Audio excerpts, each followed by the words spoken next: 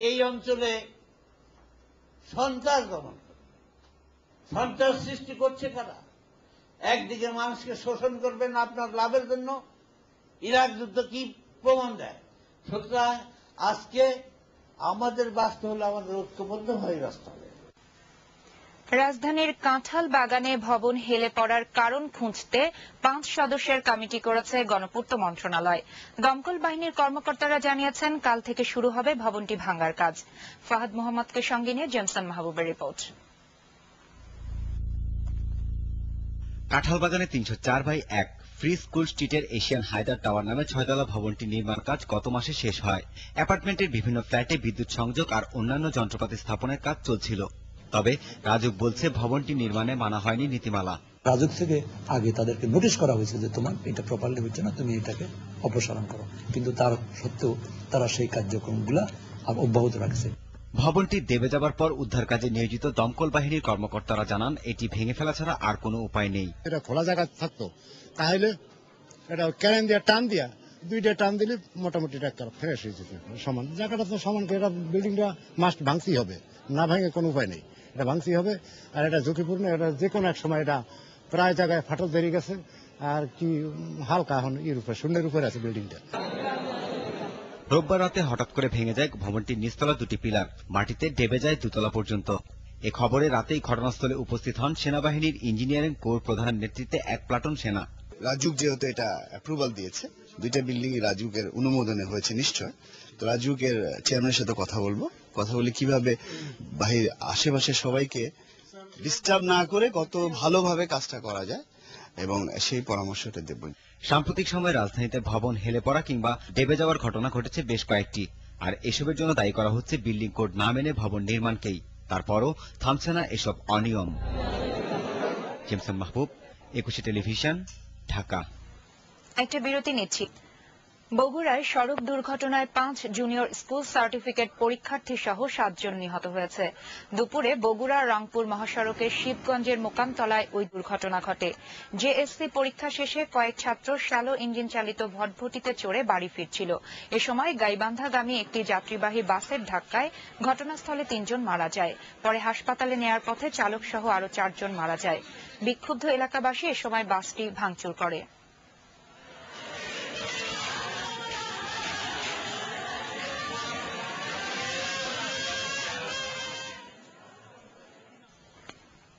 Eve teasing এর প্রতিবাদ করায় 6 সাংবাদিককে পেটানোর অভিযোগে 4 ছাত্রকে 1 বছরের জন্য বহিষ্কার করেছে ঢাকা বিশ্ববিদ্যালয় কর্তৃপক্ষ।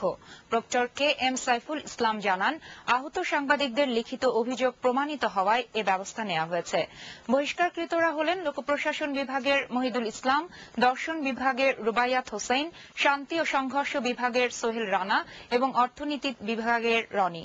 তাদের কেন আজীবন বহিষ্কার করা হবে না, এ মর্মে কারণ দর্শাতে বলা হয়েছে। বিশ্ববিদ্যালয়ের উপাচার্য আ.আ. মওশা আরিফিন সিদ্দিক বলেন, ঢাকা বিশ্ববিদ্যালয়ে ইফটিজিং এর ঘটনা ন্যাক্কারজনক।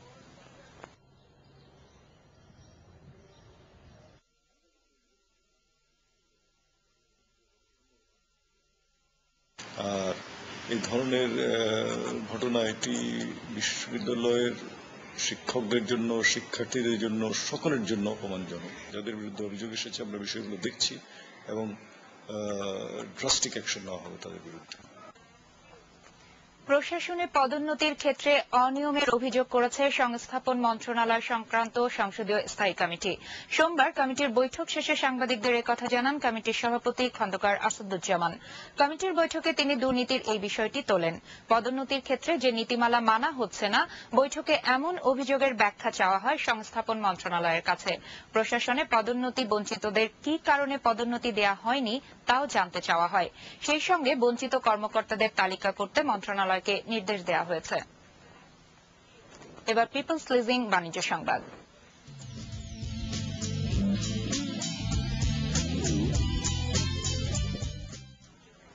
দাগনভূঞায় প্রাইম ব্যাংকের ৯১তম শাখার উদ্বোধন করা হয়েছে।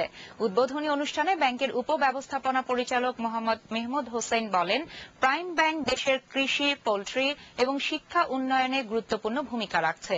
অনুষ্ঠানে স্বাগত বক্তব্য রাখেন দাগনভূঞা শাখার প্রধান খাজা নাজিম উদ্দিন। আরও উপস্থিত ছিলেন দাগনভূঞা উপজেলা চেয়ারম্যান দিদারুল কবির রতন এবং ভাইস চেয়ারম্যান জয়নাল আবেদিন মামুন।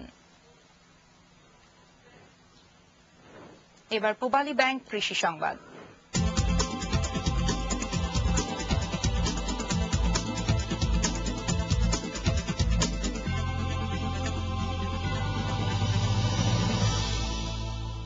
সাতক্ষীরা অঞ্চলে চিংড়ির পাশাপাশি বাড়ছে কাঁকড়ার চাষ।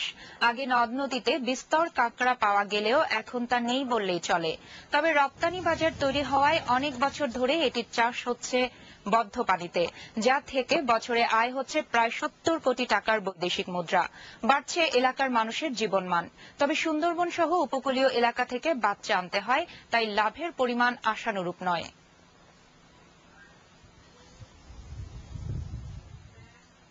এবার পিঙ্ক সিটি আন্তর্জাতিক সংবাদ।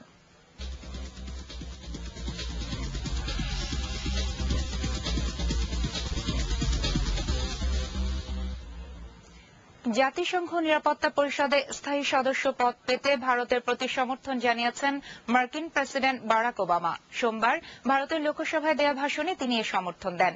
বক্তব্যে ওবামা বলেন, যুক্তরাষ্ট্র জাতিসংঘকে সঙ্গে নিয়ে ন্যায়, কার্যকর ও বিশ্বাসযোগ্য পৃথিবী গড়তে চাইছে। এ কারণেই কয়েক বছরের মধ্যে জাতিসংঘের পুনর্গঠিত নিরাপত্তা পরিষদে ভারতকে স্থায়ী সদস্য হিসেবে দেখতে চান তিনি। এ সময় ভারতের গণতন্ত্র এবং নির্বাচন পদ্ধতিরও প্রশংসা করেন ওবামা। ইতিবাচক মন্তব্য করেন দেশটির অর্থনৈতিক শক্ত অবস্থান নিয়ে।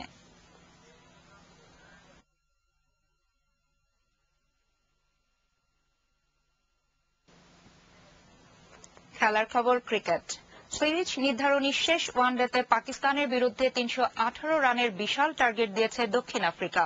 জবাবে ব্যাট করতে নেমে পাকিস্তানের সংগ্রহ বিনা উইকেটে ৪৯ রান। এর আগে টসে জিতে ব্যাটিংয়ে নেমে ৩৭ রানের সময় অধিনায়ক স্মিথকে হারায় প্রোটিয়াসরা। তবে অপর প্রান্তে রানের চাকা সচল রাখেন ইনফর্ম আমলা। মাত্র ৪৭ বলে ৯-৪ ও ১ ছক্কায় ৬২ রান করে আফ্রিদির শিকার হন তিনি। এরপর ম্যাচের সবচেয়ে বড় জুটি গড়ে তোলেন জ্যাক ক্যালিস ও ডি ভিলিয়ার্স। ১২১ রানের এই জুটিতে ভিলিয়ার্সের অবদান ৬১ আর ক্যালিসের ৫৮। ৬১ করা ভিলিয়ার্সের আউটের মধ্য দিয়ে জুটি ভাঙলে তৃতীয় উইকেট হারায় দক্ষিণ আফ্রিকা।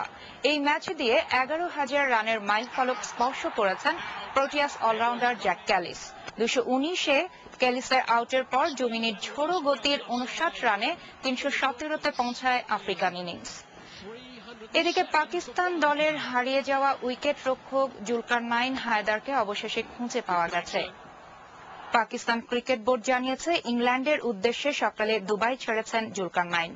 চতুর্থ ওয়ানডেতে এই উইকেট কিপার ব্যাটসম্যানের অনবদ্য ১৯ রানের ইনিংসে ভর করে ১ বল হাতে রেখেই ১ উইকেটে ম্যাচ জিতে সিরিজে ফেরে পাকিস্তান। তবে এই জয়ের পর থেকেই মোবাইলে বেশ কয়েকবার হুমকি পেয়েছেন জুলকারনাইন। পিসিবি ঘটনা খতিয়ে দেখতে আইসিসির এন্ট্রি কারাপশন বিভাগ ও স্থানীয় কর্তৃপক্ষকে অনুরোধ করেছে। এর সাথে শেষ করছি রাত ৯টার ২১ সংবাদ। যাবার আগে শিরোনামগুলো জানাচ্ছি আরো একবার। ক্যান্টনমেন্টের বাড়ি নিয়ে খালেদা জিয়ার লিভ টু আপিল। সন্তানদের রক্ষায় বিরোধী দলীয় নেত্রী প্রলাপ বকছেন, মন্তব্য স্বরাষ্ট্রমন্ত্রীর। অস্থির পেঁয়াজের পাইকারি ও খুচরা বাজার, একদিনে কেজিতে দাম বেড়েছে ৬ টাকা। বিনা পয়সায় নয়, ফি দিয়েই বাংলাদেশের ওপর দিয়ে চলবে ভারতীয় যানবাহন, জানালেন অর্থমন্ত্রী। দর্শক, একুশে টেলিভিশনের সর্বশেষ খবর জানতে যে কোনো মোবাইল থেকে ডায়াল করুন 2021 নম্বরে আর লগ অন করুন www.21-tv.com এই ওয়েবসাইটে। এতক্ষণ সঙ্গে থাকার জন্য ধন্যবাদ। পরবর্তী সংবাদ রাত ১১টায় দেখার আমন্ত্রণ রইল। শুভরাত্রি।